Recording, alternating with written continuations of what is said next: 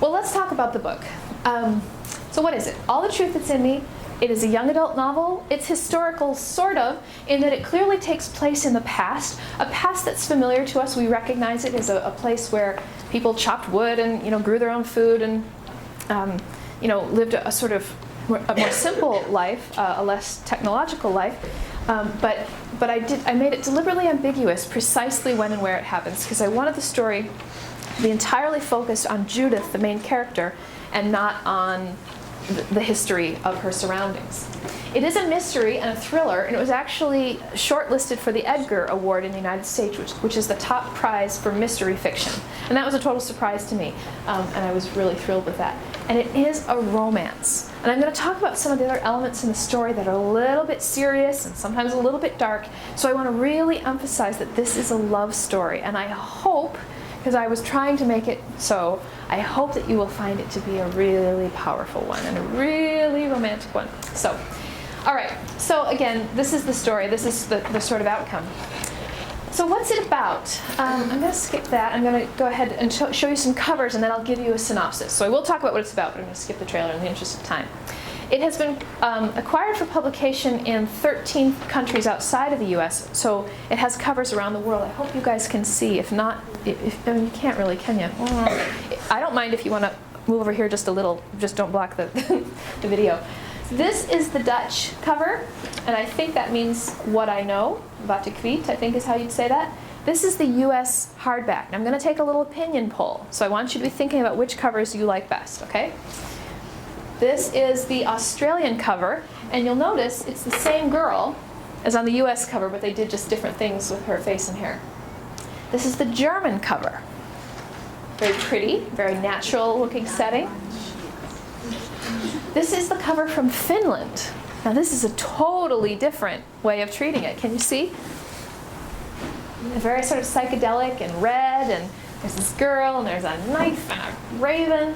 And this is the cover from Spain and Catalonia. Very different. And this is the UK hardcover. This is how it was first published here. And this is the paperback cover that will be coming out later this year in the US. So we know that we judge books by their covers, right? We can't help it. What else are we going to do? But do you see how many very different interpretations of the same story these different publishers had? It's kind of wild. So now here's our survey. I want you to pretend for a minute that you had to buy one, but only one, and you could pretend that you could read it in whatever language. So it didn't matter what the language was. You're going to choose solely based on the cover. What would you choose? Let's review. Okay, Holland, US hardcover, Australia, Germany, Finland, Spain, UK hardback, US paperback. Ready? Here we go. Let's hear for Holland, Dutch cover. Any takers? Who'd buy this one? You like that one, huh? Yeah. That's very cool, yeah. US hardcover. Oh, we got a lot of takers there. All right, okay. Australian cover. A few people like the Australian? Yeah, it's cool. German. I think it's very pretty. Yeah, I thought it was very, very pretty. Finland. Yeah, it's like bold, right? It gets you. And Spain, I thought that was lovely too. I'll take them all. UK hardback, that's a very nice one. I was so pleased. It was the first one to be like illustrated with, by an artist instead of by a photographer. And then US paperback. Got a few takers there as well. All right, cool. So I don't know, did we have a winner? Do you think we had a winner? Okay. The US hardcover? Yeah. Yeah, it seems to be a real winner. All right, so we're still waiting on a few more. I'm going to skip over those reviews, and now let's talk about the story itself. Oh, time is not my friend. Okay, so All the Truth That's in Me tells the story of Judith. She's an 18-year-old young woman living in a small colonial village. It's a very, very small community, very, very sort of repressive in its attitudes and its laws and rules. It sort of enforces a certain kind of religious conformity upon its members. Judith has suffered a trauma that has left her unable to speak. What happened was, 4 years prior to the start of the story, she and her friend Lottie went missing from their small town. And within a few days, Lottie's body washed up in the river. So searchers were unable to find and rescue Judith, and so she was presumed to be dead.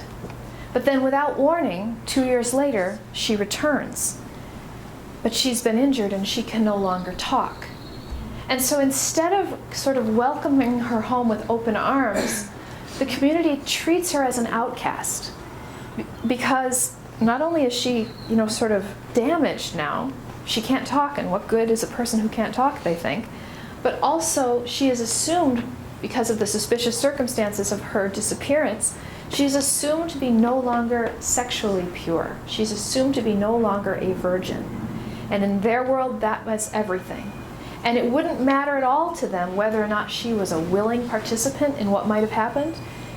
The fact that they presume her to be no longer pure is enough. She's an outcast. She's unmarriageable. She's unwanted. So she becomes a sort of ghost in her former life. She lives in her mother's home. She goes through the motions of daily survival, but she's treated in some sense as though she's not even there. And because she can't talk, people treat her like she can't even think. They say things around her that they wouldn't say if someone else were there, but it's only her. She's mute. So she lives this very lonely life surrounded by the people who were once her friends. Is that anything we need to worry about? Okay, keep going. So that's her situation. Now, for her entire life, she's been in love with a young man named Lucas.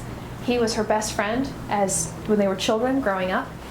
And it was the thought of him that sort of comforted and sustained her during her time in captivity. It had seemed just before she left that perhaps he was coming to care for her.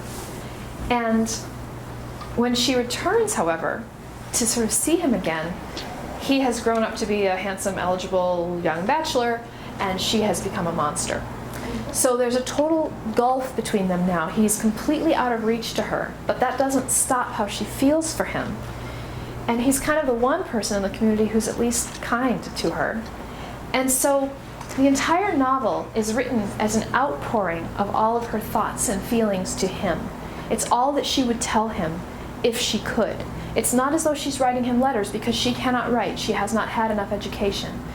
But it's as though we're in her mind and observing how all her thoughts are directed toward him. So when you start reading the book, it might actually be a little confusing for those. He is the you to whom she speaks throughout. She's speaking to you. And it takes a few pages to figure out exactly who you is, but it's Lucas. So that as I said, there's sort of an unusual style of writing, and the chapters are very short because we kind of go throughout her day, and it's different experiences and different memories, all directed to him. So if you find those first few pages confusing, I hope you'll bear with them because it will all start to make sense. Would you agree? If you've read it, it kind of takes a few pages to get into your stride. So it does give the novel, though, I think, a really romantic and very poignant feeling because we're right inside her thoughts about him. Now, what happens? Well, soon after the book begins, Judith learns that Lucas has become engaged to marry a beautiful young woman in the village, and she's devastated. She can't bear the thought of losing him to another woman, even though she knows she could never have him. And then after that, she learns that a military invasion is threatening their town, and she knows it's going to be a bloodbath. She knows that their small town can't possibly compete with this army that's approaching. And then she realizes in that moment that she knows something that could help their town and possibly help Lucas survive. But in order to obtain that help, she needs to return to her captor and make a sort of devil's bargain with him in return for his help.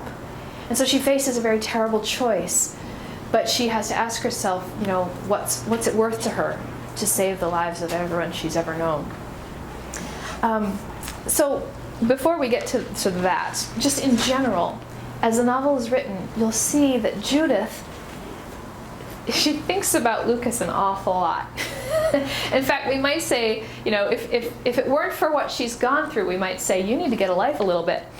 She is a little bit obsessed. But it's kind of like he's the one bright thing in her otherwise very sad situation. And so she kind of can't help thinking about him. She knows she should stop, but she's just got all of this emotion with no outlet. There's no one she can tell. She can't confide in a best friend. She can't tell her mother. She certainly can't tell him. So what does she do? She kind of follows him around a little bit. You might say that she's a little bit of a stalker, because she, not in a creepy, illegal kind of way, but she kind of learns his schedule. She learns where he'll be at different times and sort of places herself where she knows she'll run into him. And I've got to say, this came a little bit from my life experience, because when I was a girl in school, I told you that I was very unpopular, and that's all true. No boys in my town were interested in me. But that doesn't mean I did not have devastating crushes on them. And I can remember when I was about 12, so this would have been 7th grade in my school, I was in love with Randy. And Randy was 2 years ahead of me. He was in the 9th grade. And Randy was tall, and he had this chiseled jaw, and it was the 80s, so we had feathered hair. We had feathers, and he was blonde, and he had these blue eyes. And he just went cruising down that hall like he looked like a fashion model. Like he just was, I don't know what like Abercrombie and Fitch, right? Or what's your other like top fashion design? Hollister? Do you have that? Anyway, he just walked down that hall like he owned it. Oh my goodness. Randy never knew my name. He never knew I existed. I was that girl who couldn't even brush her hair. But I was in love with him. And I memorized his schedule. And I knew that in second period he would have boys' gym.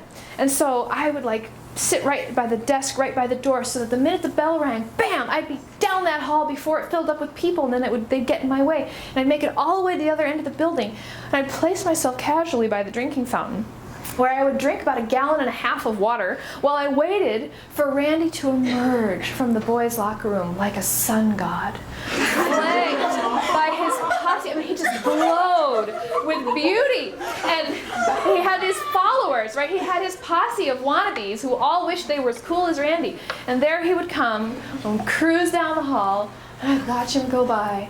And that gave my life meaning. And if I expected to see Randy at a certain time and he wasn't there because he was at the dentist or something, my whole day was ruined. So that was Randy. Now Randy became a drug dealer.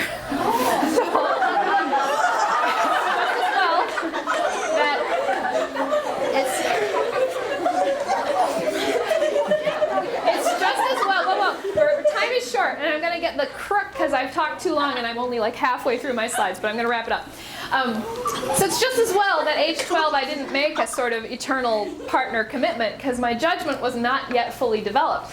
But I knew how it felt to really be obsessed with someone, and I knew how it felt to kind of mark your day by whether or not you'd see them, and I knew how it felt to be so crushed if you expected to see them and didn't. So the very first page of the book will take you right into that place where Judith expects to run into Lucas and doesn't. All right, we are just about out of time, so I'm going to just sort of skip through some themes. But what I want to kind of talk about is a little bit more serious for just another minute. How are we doing? We've got plenty of time. Do we really? We have time. They can come at lunchtime and get the book signed. We've got another 10 minutes. And I'm hoping that you might read it. Oh, okay. Well. Why don't I read that page then? Yes. Why don't I just do that? That's what we'll do. Okay. All right. We'll just do a little change-a-roo. Okay, I gotta figure out. Okay, folks, we're gonna run out of time. Shh. We're gonna run out of time. We don't want that. Or else I could just make you all stay. We could skip lunch, right? That's okay. Okay. All right, here we go. I'm going to read you that page, and you'll see what I'm talking about. And I'm just going to catch a couple other spots that there might be time for. Okay. So when you read the book, you'll see that it has these very, very short chapters, and they're divided by Roman numerals. So you hear me say some numbers. 1. You didn't come. I waited all evening in the willow tree with gnats buzzing in my face and sap sticking in my hair, watching for you to return from town. I know you went to town tonight. I heard you ask Mr. Johnson after church if you could pay a call on him this evening. You must want to borrow his ox team. But you were gone so long. You never came. Maybe they asked you to supper, or maybe you went home another way. Mother chided me ragged for missing chores and supper and said all that was left for me was what had stuck to the stew pot.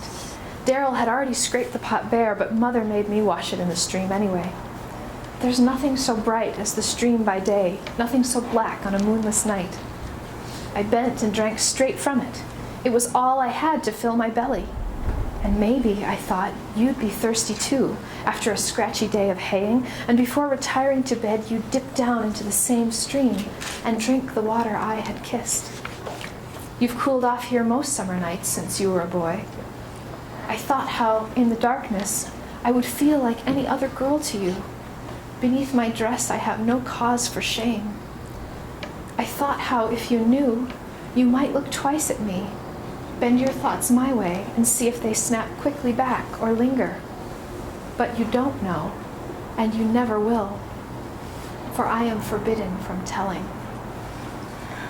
Let's see. I'll just stop right there. And I know we want to hear a little bit about publishing. Come on up here, come on up. and we can also take questions. How's that? Should we just make it into questions? Is that okay? Okay.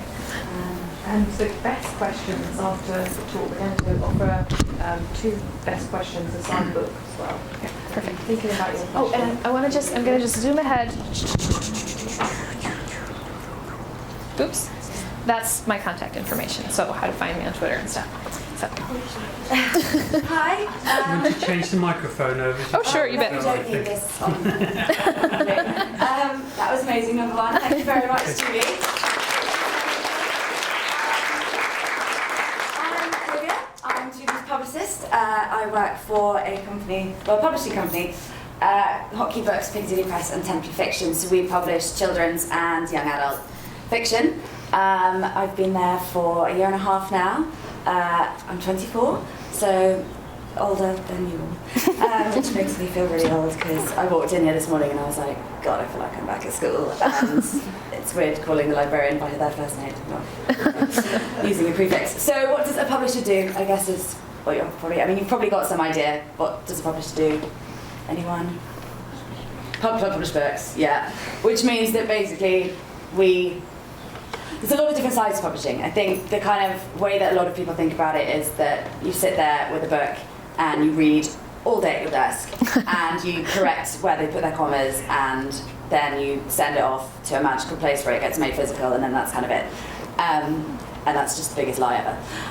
So publishing has loads of different departments. I work in sales, PR and marketing, which basically means that I have absolutely nothing to do with where commas go or what characters are called or anything like that. That's all the editorial department that do it, and they're the guys that find the books, like amazing books like All the Truth That's in Me from agents, like Julie was talking about, and work on them. And they work on everything from where commas go to if characters should be completely cut out. I'm sure you've had some pretty ruthless editors in the past and stuff. Like they can really change your book. They can make you could have written this book thinking you've got a boy character, and they'll buy it, but then decide that they want the main character to be a girl all the way through, or change scenes. I mean, it's unbelievable. And then they kind of do all the stuff down to commas and exclamation marks and everything. You've got the design team who are amazing, and they come up with all the amazing covers and stuff. So they work quite closely. Our design team have read one of our books, if I'm honest, but they do an amazing job because the cover briefs are brilliant. What else? Production. They make the book, so they sit with calculators all day trying to work out how to make it so that we can sell it at a price that you guys can afford. Then you have the rights department, which is really interesting as well. So they sell books to other foreign publishers. So like your book's been sold 13 countries now, which is unbelievable. So there's 13 different publishing houses around the world that are working on these books to make them as big as possible. Like it's insane. And then you've got sales, PR, and marketing. We call ourselves spam because it's just way easier. Sales talk to bookshops and Amazon and supermarkets and Waterstones, and they make sure that you guys can find the books in the shops. PR and marketing is kind of what it used to be, that marketing was any kind of advertising stuff that you paid for, and PR was events and really, really fun stuff and chatting to loads of people about stuff. And that's kind of merged now into two. but it's really, really fun. We basically shout about the books, and we get to work across all of the lists and take the authors out for lunch and drink wine with them and come to schools and see you guys, and it's really, really great. So is there any book lovers here that would think we want to go into publishing? No? Haven't sold it very well, have I? There's one over there. Okay, good. And two there, brilliant. So, yeah, I don't know if you want to know how I got into it or anything, but yeah? You do? Okay. How did I get into publishing? I was kind of weird as a kid, actually, as well. I have a twin sister who was really cool, though, so I just kind of rode on her boot-tails through school, and it was all okay. But I was a big, big bookworm as well. To this day, if I don't have a book in my handbag, I freak out. I don't understand. Me and my twin sister live together now, and she's like, I'm going to the pub, and I'm like, cool, I'm staying in a reading. She's like, why? And I'm like, because I like doing it. Go to the pub, I don't want to see you. And we're best friends. And so I always wanted to, and basically what I wanted to do is I wanted to own a bookshop. That was my life dream. So I started working in a children's bookshop when I was 15 as a Saturday girl, and within about 2 years realised that all I wanted to do was publish books. I wanted to go behind the scenes, as it were, into the publishing company. And I was meeting a lot of people in publishing and going to book launches, and it was really, really fun. So I went to university. What do you think I studied? No, I didn't at all. I ended up studying RS and philosophy at university, which is another thing I want to tell you. If you want to go to university later on, do not think you have to study something because it's the job that you want. I just cannot get this across clearly enough, unless you want to be a doctor or a lawyer, and then they're never going to let you operate if you did like French. Just they're not. And so don't please study what you're actually interested in, because then you'll have a way better time at university and you'll actually be interested in what you're studying and your coursework, and you'll go to lectures and it won't be a waste of money. And so yeah, I did RS philosophy because I loved that at school, and I'd always read, and that was like my hobby, and I didn't want to study my hobby, I guess, was kind of my thing. But I carried on working in this bookshop, so I'd come home.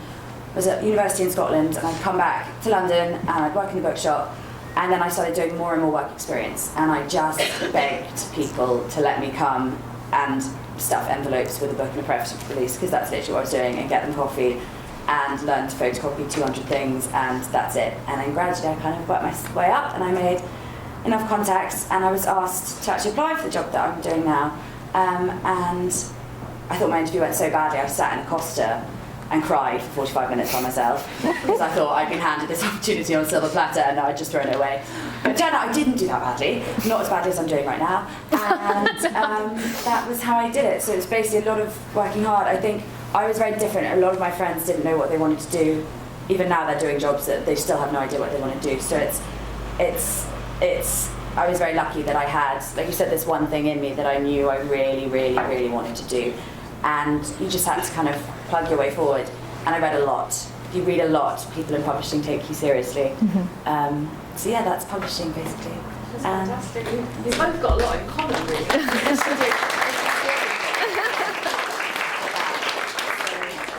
out what you're good at and pursue it. Yeah, don't give up. Don't give up on the writing. Don't give up on the dream of the job you want to do. And do learn people's schedules and follow them, because I did that. There was 2 ways to get to my department at university, and one involved walking past the flat of the boy I really fancied, who was quite fat and really unattractive, honestly. And so yeah, eventually, yeah. So, dalliance for a month. We all do it, basically, for Thank you very much. I think we've got time for a few questions. Sure. What questions do you have for either of us? Yeah. Is yours for Olivia or for me? Okay. What made you kind of like make her illness change to her losing her voice? Why wouldn't it be something else, like she lost an arm or? Oh, Well, when I first started writing the book, I wasn't planning to write a book about a girl who'd had this problem. I just was experimenting one day with an idea that popped into my head. And the idea was to write the book in second person, so that it's directed to you instead of the I voice or the he, she voice, it's the you voice. And I just thought, I've never even thought of trying that. Wonder what would happen if I did try.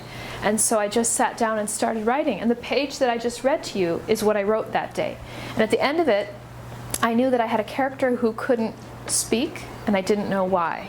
I had to find out why. But I did know that it was pretty permanent, that it wasn't like she was afraid to speak, she couldn't. And so then I had to sort of move forward. But if you read the book, you'll see that there is another character who has a different kind of injury, and they're sort of contrasted with each other. So, yeah. And then where did you get the storyline? Well, so it was really just kind of following that voice, that character. As when you write, you should do a lot of writing exercises. You should do a lot of play. Just like if you were an artist, you might do a lot of sketching and scribbling and dabbling before you maybe make your big painting or your big sculpture. And then as a writer, I try to do the same thing. I try to just sort of jot down notes of ideas that come to me, just play with them. And so that's how this book began, and then I had to sort of figure out the plot from there. But it was the character that first appeared to me, and I wanted to figure out her story. Yes?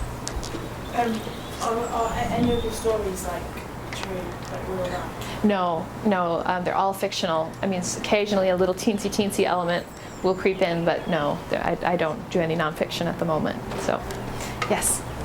What inspired you to write this book? Well, so it was that exercise that I came upon, and I had been reading and thinking about point of view and about all the different kinds of points of view that we use in fiction, like whether or not a story has a narrator. Is the narrator a character in the story, or is it just sort of a remote narrator? The point of view has many different gradations, many different approaches, and I was reading some stuff about that, and that made me think about experimenting with something new. So, in the back, yeah. How long did it take you to write the book? It took me about 6 months to write the first draft. And then after that, you do a bit of revising, and then when you sell it, you do some revising with your publisher. So altogether, it was more than 6 months, but I think of it as having taken me 6 months to write, and then revision is a sort of different kettle of fish. So, yes? What would your advice be? Excellent. What is my advice for young people who want to write a book? Okay, here we go. Ready? Number 1, read all you can. Be a big reader. I really think that's the most important thing. If nothing else, be a reader. When you're ready to write, and I hope that you'll all decide you're ready today, then just write a lot. When I was a kid, I kept a daily journal. And I think that was great preparation for me. And I wasn't writing anything brilliant. I was just writing about my experiences and my feelings. But you know what? Today I write about characters, and I write about their experiences and their feelings. And what does my journal have in it? I love so-and-so. I love Randy. Mrs. Julie, Randy's last name. I mean, it's goofy stuff. But I wrote every day in my journal, and so my diary. So that was good preparation. Write stories, write poems. So that's the second thing. Reading and then writing. Just do it. Don't worry about whether it's good or bad, just do it. And then the third thing is find teachers and helpers who can help you make your work better. And ideally, form a writing club and get together with other kids who are interested in writing and share your work and learn how to help them see the parts that can be improved and listen when they tell you the parts that can be improved. But the most important thing is the reading, and then just give it a try. I think that's it. the best question. Do you agree? Absolutely. That's the best question. What's the advice? Would you like to get back to Julie? You're the winner of a book. You're the winner of the book. So brilliant. So, we're going to get the sign. sure. Thank you very much, Julie Berry. You're welcome. Oh, and I have bookmarks for everyone. Don't anybody leave without a bookmark. Here, would you take these and pass them? And we'll get some more and get them passing all around. I want everyone to have a bookmark. There's oodles and oodles of postcards here about the book if anybody wants to take one for more information. So I suggest that you go with your teachers when you're dismissed to go get your bags, and then you can, if you want to come up and buy a book, you can come back in then. Take those and pass them around. Hosting lunch for Julie and Olivia. So they're going to stay. You've been a fantastic audience, and I'd like you to say thank you again to Olivia and Julie for coming. And round of applause. Fantastic.